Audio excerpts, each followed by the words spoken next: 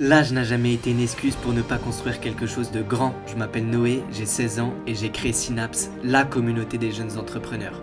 Sur mon podcast, j'interviewe des entrepreneurs et des personnalités inspirantes. Je vous souhaite un très bon épisode et c'est parti. Bonjour, je m'appelle Tom, je suis cofondateur de Comeback et aujourd'hui je suis sur Synapse pour partager mon parcours entrepreneurial.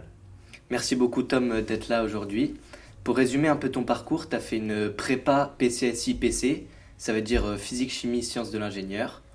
Tu as enchaîné avec une école d'ingé à Toulouse et tu es devenu business developer chez New Heat, qui est un fournisseur de chaleur renouvelable et notamment solaire. Et c'est après ça que tu as décidé de t'associer pour créer Comeback. La question que je pose souvent en début de podcast, c'est quand tu avais 16 ans, est-ce que tu t'imaginais vraiment devenir entrepreneur ? Non, c'est sûr qu'à 16 ans je m'imaginais pas, après j'en avais déjà envie. Je pense qu'on ne devient pas ou on n'est pas entrepreneur, c'est un mélange des deux. Je sais que déjà au lycée, il y a plein de sujets qui me passionnaient, j'ai choisi de faire une voie scientifique sur les études, mais j'étais déjà curieux sur les sujets économiques ou sur plein de choses. Et déjà à l'époque, j'avais créé un blog sur les énergies renouvelables pour commencer à consolider ma connaissance, mais surtout commencer à comprendre comment fonctionnait le digital. Et on faisait plein de trucs entre copains justement autour de ça. Donc j'en avais déjà envie, quoi. Ok, génial. Comment en tant qu'ingénieur on devient business developer ? Bah, faut en avoir envie. Faut aussi avoir la chance de tomber sur une première entreprise qui peut te proposer ta chance. Moi, en l'occurrence, j'avais fait en école d'ingé, j'avais fait 2 stages. Un premier stage dans une PME à Chambéry, c'était super intéressant, déjà dans l'énergie. Le deuxième, je l'ai fait aussi dans l'énergie, mais dans un grand groupe en Allemagne. Et je me suis rendu compte que le grand groupe, c'était pas peut-être ce qui était fait pour moi. Et surtout, je faisais un boulot plutôt technique et je voyais les commerciaux à côté qui avaient l'air de bien se marier et de faire des choses intéressantes. Et donc je me suis dit, pour mon stage de fin d'études, qui est souvent débauche sur ton premier emploi, j'avais envie vraiment d'aller vers du commerce. Donc j'hésitais déjà à l'époque à faire un double diplôme ou pas. Et finalement, j'ai postulé à un stage et ça m'a permis d'être justement business developer. Donc je pense que la bonne pratique, c'est d'en avoir envie et après de se dire moi, je sais que je voulais pas que faire du commerce, j'aimais aussi ces aspects techniques. Et donc, c'était de se dire, où est-ce que je peux être utile ? En fait, c'est dans une société qui vend des solutions complexes techniquement et donc qui a besoin d'ingénieurs pour vendre. Ok, c'est intéressant ça aussi parce que on dit souvent que quand tu as fait des écoles de commerce, tu es condamné à devenir commercial, mais en fait pas du tout, tu en es l'exemple. Pour enchaîner avec ça, tu as fait 2 formations, une pendant tes études qui s'appelle les Entrep et ensuite Ticket for Change. Est-ce que ça t'a aidé à te lancer ? Ouais, carrément. Les deux de manière différente. Donc, les Entrep, c'est un programme d'accompagnement aux étudiants qui ont envie d'entreprendre. Où le principe, c'est que pendant 6 mois, au cours de tes études, tu vas créer une équipe avec d'autres étudiants d'autres écoles et tu vas porter un projet pendant 6 mois. Tous les jeudis soirs, il y aura des ateliers et tu vas essayer de mettre en forme cette idée et d'en faire un projet potentiel qui pourrait aboutir sur l'entreprise. En l'occurrence, pour nous, ça n'a pas abouti sur l'entreprise, mais ça nous a permis de comprendre un peu les premiers rouages, qu'est-ce qu'un business plan, comment on fait une étude de marché, tout ça. Donc ça te permet plus tard, potentiellement quand tu te lances, déjà d'avoir des notions et donc de gagner du temps. Et ça permet aussi de te confronter à ce qui est vraiment l'entrepreneuriat. Et après, les programmes qu'on a pu faire quand on a lancé Comeback avec Élise et Pierre, donc notamment Ticket for Change, on a été aussi intégré à la French Tech de Rennes, à la Ruche à Paris, et donc maintenant on est accéléré chez Novapus. C'est hyper utile pour nous permettre d'avoir une structure, du réseau, d'être challengé et aussi de pouvoir juste mettre le maximum de chance de notre côté et du côté de l'entreprise pour pouvoir derrière accélérer, quoi. Si tu pouvais faire en 1 minute nous présenter Comeback, comment tu ferais ? Comeback, c'est simple, c'est le comparateur qui est dédié à l'occasion et au reconditionné. Donc, c'est le site qui te permet de trouver facilement le produit que tu recherches et de comparer les offres pour acheter celui qui te correspond le mieux. C'est le Liligo, Kayak, Skyscanner de la seconde main. Ok, et comment t'as trouvé cette idée ?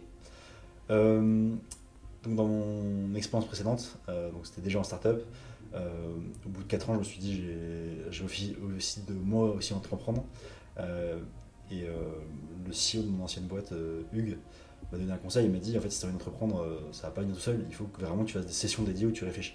Et donc je me suis enfermé 2 week-ends dans mon bureau chez moi à noter en fait, qu'est-ce qui était important pour moi, qu'est-ce que j'ai envie de faire, c'est quoi les problèmes que je trouvais autour de moi.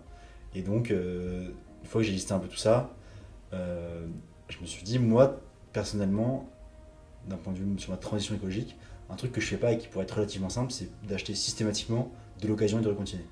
J'avais le réflexe, par exemple, je voulais acheter un vélo, j'allais sur le bon coin. Je voulais acheter un téléphone, je l'achetais directement reconditionné. Mais je ne faisais pas pour toutes les catégories de produits, donc je me suis dit pourquoi. Et d'un autre côté, je voyais par exemple ma copine qui, elle, voulait absolument acheter que de l'occasion, notamment pour les vêtements. Du coup, qui se retrouvait à aller en magasin et essayer du neuf, à vérifier que c'était la bonne taille pour justement pouvoir rentrer ensuite le commander sur Vinted ou sur un autre site, pour pas juste faire un transport inutile. Et qui, du coup, quand elle rentrait et qu'elle passait 2 heures sur Vinted, elle le trouvait pas. Bah, du coup, elle était un peu dégoûtée d'avoir passé autant de temps. Et soit elle achetait pas, du coup, soit elle achetait en neuf et elle avait quand même tendance à culpabiliser en se disant bah, je suis pas sûr d'avoir regardé partout si je pouvais le trouver d'occasion. Donc c'est un peu là qu'est venue la genèse du coup de Comeback, avec l'idée au tout début de se dire on voulait plutôt créer une extension pour les navigateurs, dans l'idée de se dire bah, en fait où est-ce qu'il faut interpeller l'acheteur, c'est au moment où il est en train de quasiment acheter, de lui dire hop hop hop, tu veux acheter en neuf alors qu'il y a une option qui existe en seconde main. Toi, tu es donc partenaire avec Élise et Pierre pour créer Comeback.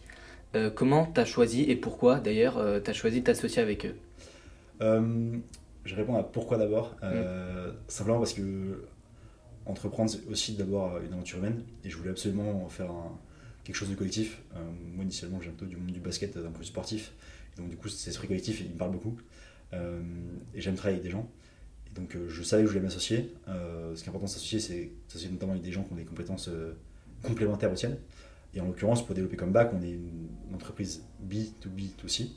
On a des partenaires qui sont les vendeurs de seconde main. Et nos utilisateurs, c'est des consommateurs. Nos clients, c'est aussi les consommateurs. Et du coup, simplement, il fallait développer chaque partie du business, et donc les partenariats et la finance, dont je m'occupe, le bit du milieu qui est la tech, en fait la technologie que Pierre développe, qu'il est développeur et qu'il est CTO, et Elise qui s'occupe de la partie ici, donc le marketing, la communication. Et donc, j'ai choisi de m'associer avec Elise et Pierre parce qu'ils avaient ces complémentarités et ces compétences-là, parce qu'on était alignés sur qu'est-ce qui nous anime au quotidien, c'est quoi la vision qu'on avait pour Comeback, les valeurs qu'on prône, et puis aussi parce que c'est des gens que j'admire globalement, et c'est hyper important de se dire je bosse avec des gens avec qui je suis admiratif de ce qu'ils font, quoi. J'ai regardé un peu ton site avant de faire ce podcast. On voit que l'une des valeurs principales que Comeback défend, c'est le développement durable. Pourquoi est-ce que cette valeur te tient à cœur? C'est une bonne question et je suis ravi que tu aies remarqué ça sur le site. Euh, Moi j'ai toujours bossé dans les énergies et c'était plutôt naturel pour moi. En fait, au lycée, je me suis dit, bon, bah, qu'est-ce que j'ai envie de faire après. Ingénieur, c'est un métier qui me paraissait intéressant, notamment parce qu'il y a un ami de mes parents qui faisait ingénieur et ça a l'air cool. Euh, et j'aimais bien comprendre les choses, aller un peu quand même dans le détail, c'est pas juste de comprendre comment le monde fonctionne mieux.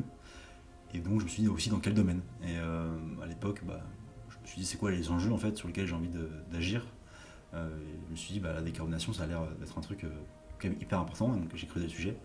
Et je me dis juste que normalement dans 2 générations, plus personne ne se souvient de qui on est, quoi, du fait qu'on a été là. Et du coup, mon passage sur Terre, il doit servir à quoi? Bah, je me dis, il doit servir à répondre à un des enjeux actuels, qui est la décarbonation, et permettre justement qu'il y ait une vie sur Terre qui soit là le plus longtemps possible, quoi. Et donc, du coup, c'est pour ça que j'ai envie que quand je travaille tous les jours, que je vais tous les matins, c'est que c'est un impact positif pour tout le monde, quoi. Ok, je vais te demander, tu vas devoir choisir entre deux propositions. Tu vas nous dire laquelle tu préfères. Un produit rentable mais peu écologique, ou bien un produit moins rentable mais beaucoup plus respectueux de l'environnement. Qu'est-ce que tu préfères? C'est dur. Je pense qu'on peut ne pas opposer les deux. Euh, En fait, on doit faire une boîte rentable pour pouvoir continuer à avoir une activité qui va avoir un impact positif. Donc si je dois vraiment choisir, je préférerais celle qui a l'impact positif mais qui a peu de rentabilité. Parce que si on a beaucoup de rentabilité mais qu'on est en train de détruire la planète et que de toute manière dans 50 ans plus personne ne pourra y vivre, ça n'a pas trop d'intérêt. Par contre, faut vraiment pas opposer les deux, et une start-up à impact qui a des ambitions, elle doit piloter et son focus, ça doit être le chiffre d'affaires et la rentabilité, parce que sinon, de toute manière, tu peux rien faire.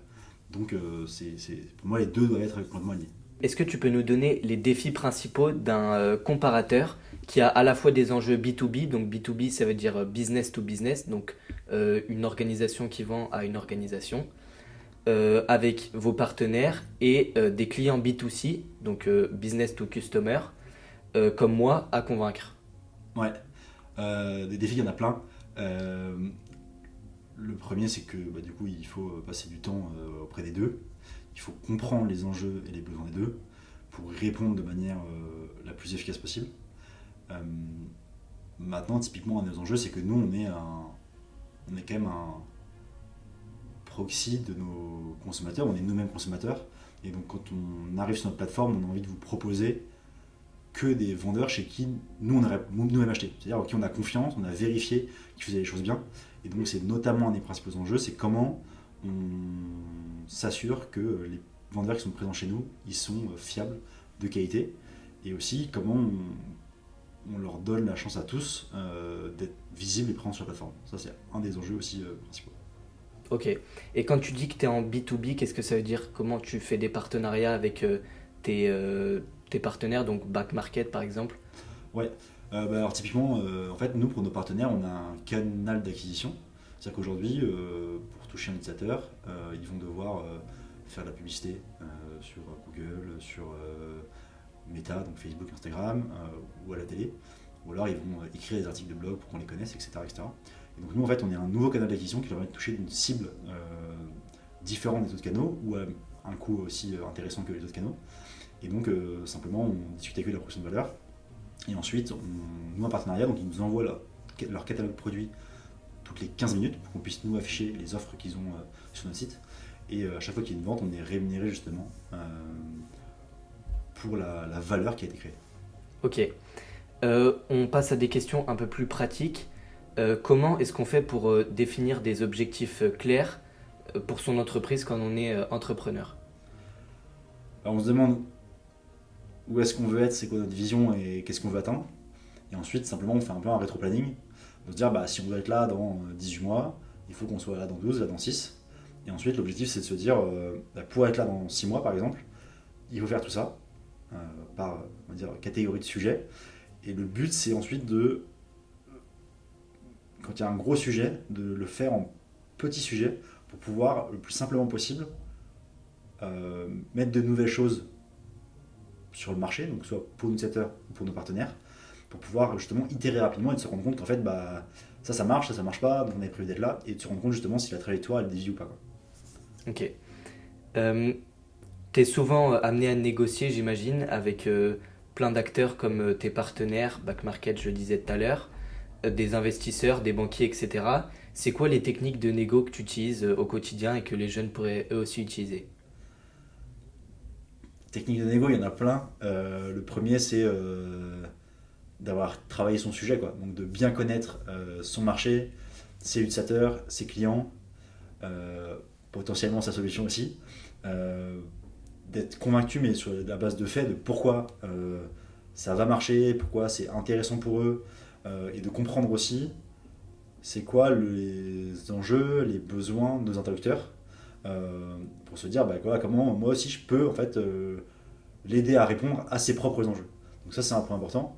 Et après des techniques, je laisserai ceux qui veulent, il y a un livre qui s'appelle Petit traité de manipulation à destination des gens honnêtes, qui est un super bouquin qui explique plein de concepts psychologiques. Typiquement le fait que si tu frôles quelqu'un dans la rue et qu'après tu viens lui demander par exemple 2 euros pour payer un parc-mètre, et le fait de l'avoir frôlé avant, il y a plus de chances qu'il te donne une pièce. Pareil, si tu lui demandes devant le parc-mètre l'heure avant de lui demander 2 euros. C'est plein de petites techniques comme ça qui sont intéressantes en tout cas à connaître pour se dire quand même derrière comment potentiellement moi je peux les utiliser au quotidien de manière vraiment transparente. Et c'est pas de la manipulation, c'est juste d'être conscient de ses biais pour pouvoir derrière au mieux interagir avec nos interlocuteurs. Comment est-ce qu'on fait pour choisir et repérer une super idée de business? Un business, c'est juste une entité qui répond à un besoin, qui apporte une solution à un problème. Donc le meilleur moyen de faire ça, c'est de se dire c'est quoi les besoins que moi je constate. Pour moi-même, pour mes proches, pour les entreprises dans lesquelles j'ai travaillé. Si j'ai pas forcément d'idée, je peux aussi aller voir un magasin ou la boulangerie du coin et dire bah voilà, c'est quoi aujourd'hui vos problématiques, et si avec eux après identifier des solutions possibles. Et puis derrière, il faut s'assurer qu'il y a une viabilité économique qui est possible pour permettre de créer justement un business euh, qui va perdurer surtout et apporter de la valeur dans la durée. Une fois qu'on a cette idée de business, est-ce que tu peux nous expliquer comment on crée et qu'on structure un business plan pour lancer sa boîte? Ouais. Alors souvent on utilise deux termes, le business plan on l'emploie, c'est plutôt un document Word de 40 pages qui explique le marché, qu'est-ce qu'on va faire, comment on va l'attaquer, nos propositions de valeur, nos facteurs de différenciation, c'est quoi nos compétiteurs. Donc il y a ce terme là, et puis après souvent c'est galvaudé, on utilise le business plan, mais c'est le prévisionnel financier, donc là c'est les chiffres de combien de users je vais avoir chaque mois, combien de chiffre d'affaires ça va générer, en face c'est quoi les coûts que j'ai. Donc il faut arriver à modéliser les deux. Moi je pense qu'au début le plus important c'est surtout de parler à des gens qui ont le problème que tu as identifié pour bien comprendre pourquoi ils ont ce problème. Et il faut parler à beaucoup de gens parce que si par exemple ton problème c'est tu résous le problème d'une entreprise, il y a peut-être une entreprise qui a le problème et tu te rends compte qu'en fait les 15 autres à qui tu n'as pas parlé, elles n'ont pas ce problème. Donc c'est vachement important de faire une phase d'exploration marché pratique, donc en parlant beaucoup, et aussi un peu théorique, c'est-à-dire de comprendre comment est structuré le marché aujourd'hui, qu'est-ce qu'il y a comme solution, qu'est-ce qui marche pas. Et à partir de là, tu peux découler de dire, bah voilà, moi je sais que j'ai compris avec mes potentiels cibles, potentiels utilisateurs, que si on positionnait telle solution à tel endroit dans le marché, en parlant à telle cible, et ben là, a priori, ça a du potentiel. Donc et après, il y a plein de documents en ligne qui permettent de retrouver une structure d'un business plan. Mais c'est un exercice qu'il faut faire et qui est intéressant intellectuellement. Il ne faut pas faire que derrière son ordi. Il faut surtout parler à des gens. Et c'est ça qui va en faire quelque chose qui a de la valeur. Ok, et toi, du coup, au début de Comeback, t'as parlé à des gens, t'es allé voir des potentiels clients. Ouais.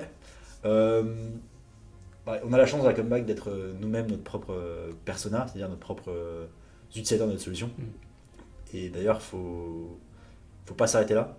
Parce que le risque, c'est de construire une solution, un produit qui te plaît juste à toi, mais en fait, il n'y a que toi qui en as besoin, les autres n'ont pas l'utiliser. Donc c'est hyper important, on a fait des interviews auprès de 50 consommateurs, donc là c'est de manière formalisée avec des, euh, des formulaires où tu vas répondre, noter les questions, etc. pour pouvoir en tirer des choses de manière qualitative. Mais d'abord, avant, t'en parles à tous tes proches que tu connais pour voir si justement eux c'est aussi un problème. Et puis derrière, on a fait une deuxième phase qui est plutôt quantitative cette fois, avec notamment des sondages en ligne au tout début, pour comprendre c'était quoi les freins à la seconde main, quelles étaient aussi les motivations d'achat.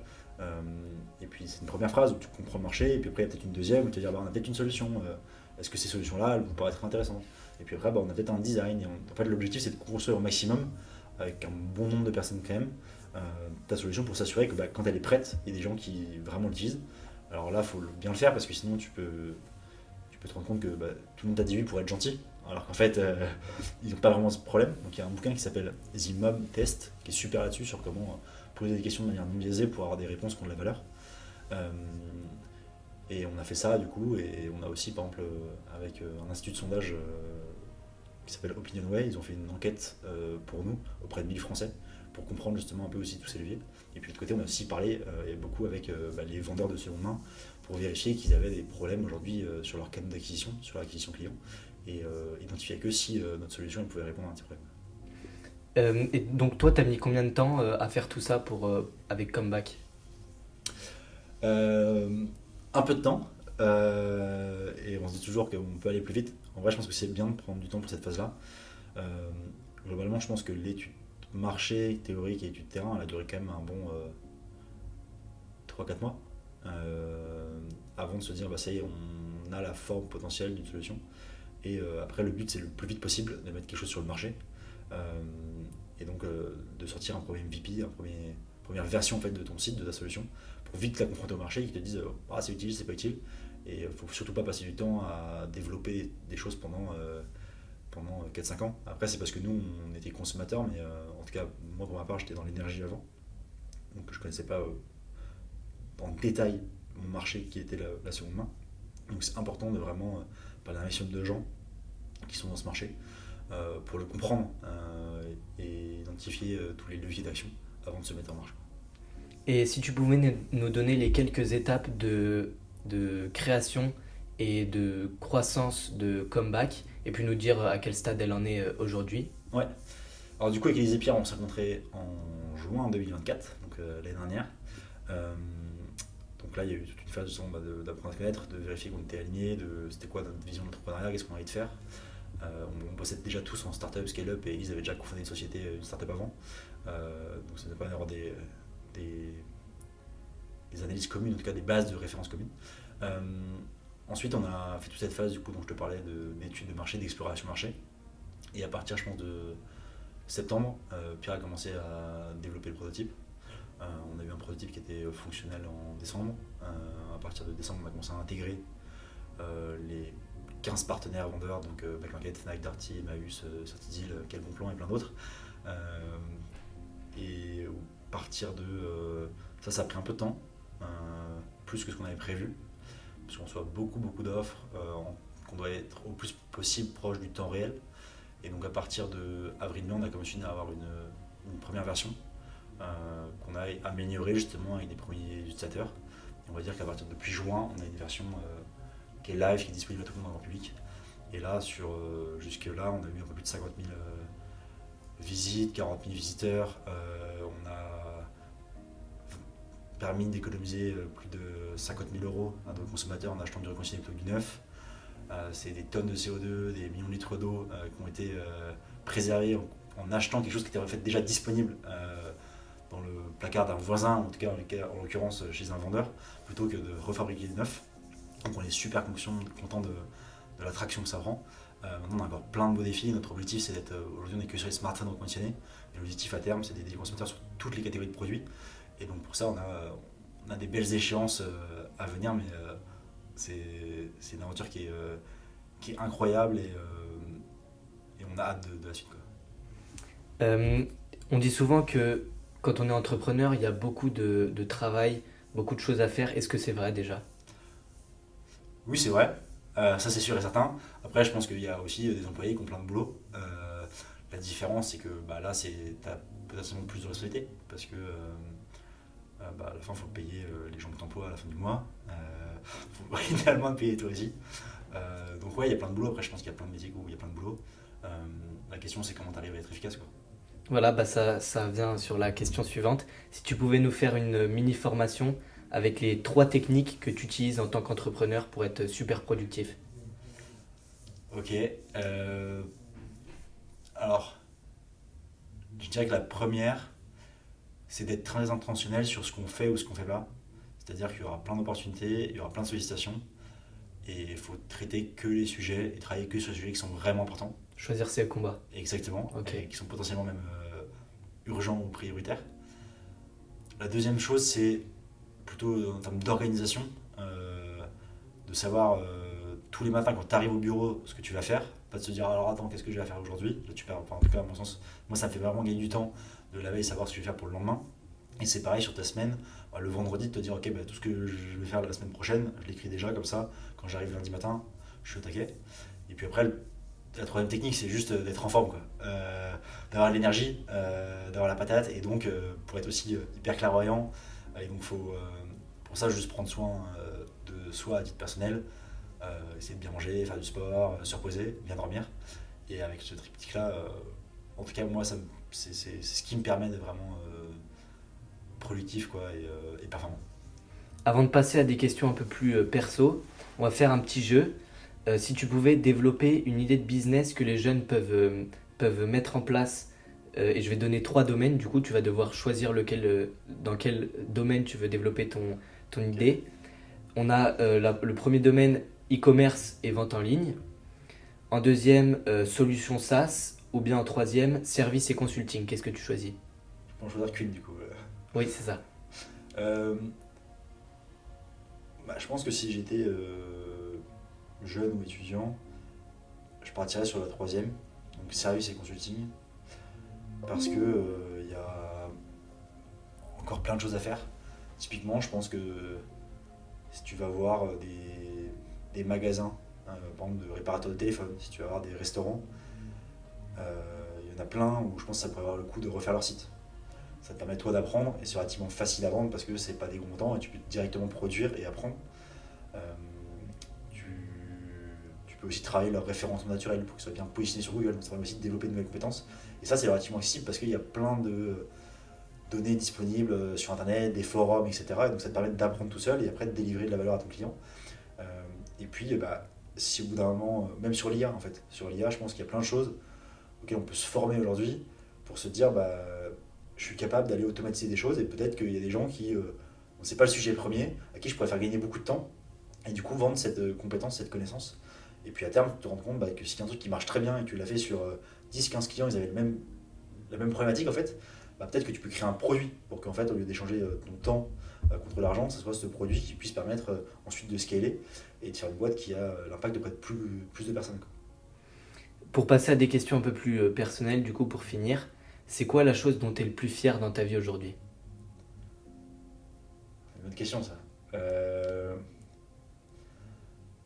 La chose dont je suis le plus fier, je pense, c'est de se dire j'aurai 30 ans dans un mois et j'ai la chance parce que j'ai eu des parents qui m'ont donné tout dont j'avais besoin, que j'ai pu faire des études depuis quasiment 30 ans, tous les matins me lever et adorer ce que je fais. Et ça, c'est vraiment un privilège et de se dire que je profite pleinement de la vie qui peut être courte, quoi, et que c'est vraiment important de faire en sorte que chaque jour compte, quoi. Et donc ça, c'est vraiment un truc dont je suis juste le fait d'être heureux, quoi, d'être aligné, d'essayer de croquer la vie à pleines dents, d'exploiter tout mon potentiel, de travailler, et de faire en sorte que les gens soient heureux, qu'il y ait un impact qui puisse être positif, c'est vraiment en tout cas, ce qui m'anime, quoi. Est-ce que tu as des projets, des objectifs à venir que tu as envie de nous partager? J'ai des projets pour Comeback déjà, donc si vous avez besoin d'un téléphone reconditionné, n'hésitez pas à utiliser notre outil pour gagner du temps et l'acheter au meilleur prix. Donc on a plein d'étapes là pour cette année de milestone avec Comeback, d'ouvrir notamment une nouvelle catégorie de produits, j'en ai parlé, de continuer à grandir notre communauté. Et après, à titre personnel, j'ai des triathlons dans l'année, donc il va falloir que je retourne à la piscine, parce que sinon ça va être plus compliqué que prévu.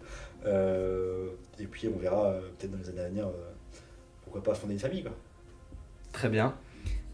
Pour finir le podcast, est-ce que tu as une personne que tu aimerais voir sur ce podcast pour continuer à inspirer les jeunes qui veulent devenir entrepreneurs? Je pense à William Mièvre, qui est le cofondateur des Sherpas, qui a fait une super boîte. Je crois qu'ils sont 50 collaborateurs. Ils ont une solution justement un marketplace, un site qui propose des cours à destination des étudiants justement. Et je pense que ce serait hyper intéressant de pouvoir l'interviewer pour comprendre aussi ses motivations et toute son aventure qui, je pense, est très intéressante. Eh ben, merci beaucoup, Tom, d'être venu sur le podcast. Merci Noé, à bientôt. J'espère que cet épisode t'a inspiré. N'hésite pas à le partager et à le liker. Et retrouve-moi sur mon site internet synapsecompagnie.com et sur mes réseaux sociaux pour rejoindre la communauté. On se retrouve dans le prochain épisode. Ciao!